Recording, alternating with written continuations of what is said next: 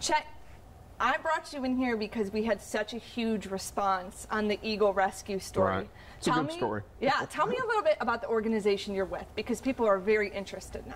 It's the Georgia Wildlife Rescue Association. We're 5 years old this month, and we were born out of the Deepwater Horizon oil spill. It's a bunch of us from Georgia went down to work. A lot of people from DNR, veterinarians, rehabilitators, just plain ordinary people. It's very rewarding. You know, you can pick up a baby fawn and, you know, nurse it for a couple of days and get it to a rehabber and watch it run around and enjoy life again. And it's just really a rewarding experience 95% of the time.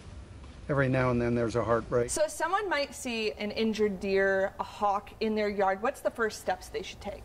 Well, while I was in the lobby waiting to come in here, I took at least 7 or 8 wildlife calls myself. That's not counting others that are coming in.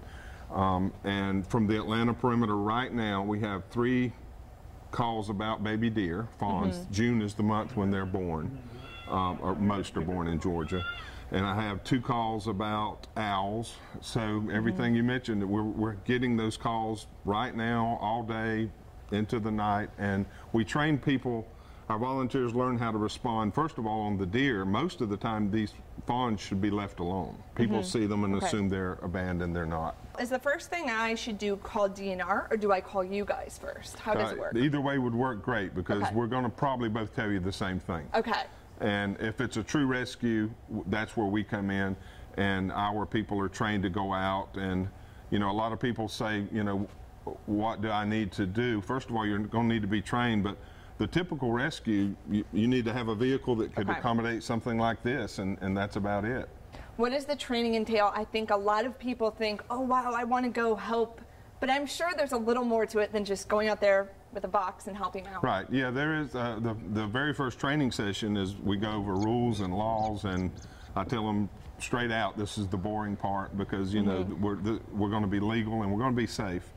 And then we break the training down. There's a lot of it that's done online just to go over the basics, but then they also work with wildlife rehabilitators to learn how to do things properly and safely for themselves and the animal. And our ultimate goal with all animals is to rehabilitate and release. Typically the process is you will go rescue an animal, and then do you take it to a local vet in that area to get it checked out? How does it work? Most of the time we try and take it straight to the wildlife rehabilitator. In some cases where there is a serious injury, or if the eagle was a good example, it was the time of day was not convenient. It was I think during a weekend.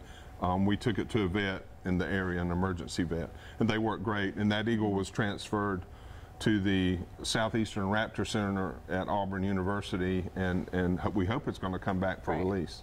Well, that's an amazing story. It was great to meet him and see he just photographer taking pictures and steps in and helps complete it. And that's the way most of our calls happen, just somebody being in the right place at the right time and seeing, you know, an animal in distress. Our goal is to have multiple volunteers in all 159 counties, so we always have somebody to go to. Around the Atlanta perimeter, we constantly get calls. I mean, just all the time, and all the time, day and night. So, you know, we want to have enough volunteers where we can rotate people in and out and make it enjoyable, but not wear you out. So. Okay. Well, thank you so much for stopping by and telling us a little bit about this, and hopefully we'll see some footage of animal rescues as well.